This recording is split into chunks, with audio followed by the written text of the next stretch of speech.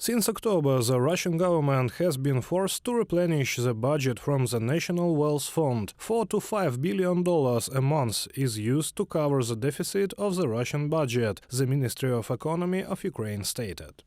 We are already seeing clear signs of the financial stress of a terrorist state. This includes the withdrawal of funds from the National Welfare Fund in favor of the budget and the withdrawal of $20 billion from Gazprom through a special tax and unplanned attraction of funds on the domestic market. Yulia Sviridenko, Minister of Economy of Ukraine, on the website of the Ministry of Economy of Ukraine.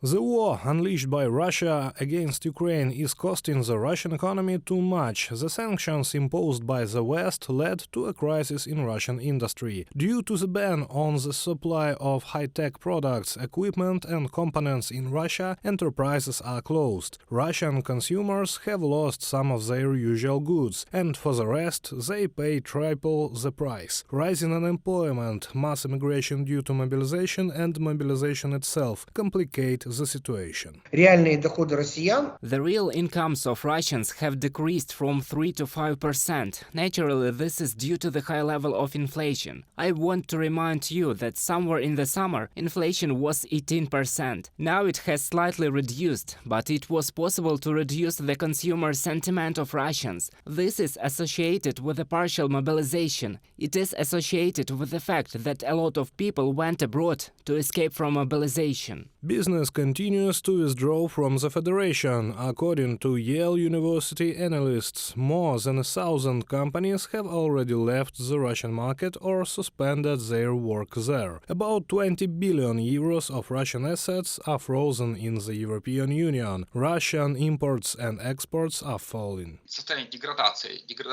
A state of degradation that has no end in sight. But all the talk that the Russian economy will recover in 2025 or 2027 is complete nonsense. This is just complete nonsense because there are no factors that would reverse this trend. The exception is if the war ends, but not with an agreement, but as it should end, with the defeat of Russia, the return of Russia to the system of world law and reparations. The US has imposed a new package of sanctions against dozens of Russian financial institutions, including against the oligarch Vladimir Potanin, his network of organizations, and also other individuals associated with the Russian government. The Office of the President of Ukraine stressed that it is necessary to impose sanctions against Rosatom, Russian state nuclear energy corporation, whose portfolio of foreign orders is about $200 billion.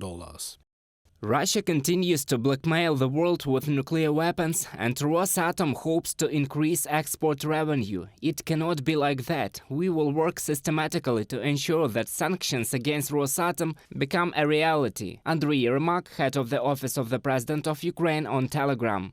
In 2023, the collapse in profits from oil and gas exports could be more than 50%, all because of the EU embargo on crude oil products, and the marginal price on them. In the new year, the income of the aggressor country may fall below the critical level, $40 billion per quarter of the year. Ukraine is working to ensure that the marginal price on oil is reduced to $35 per barrel, the Ministry of Economy of Ukraine stated. The Office of Sanctions Coordination of the U.S. Department of State predicts that the Russian economy will shrink by at least 16% over the next few years, and by 2030 it will be 20% less. Reported by Serhiy Kulas, Yulia Bezborodko, UATV News.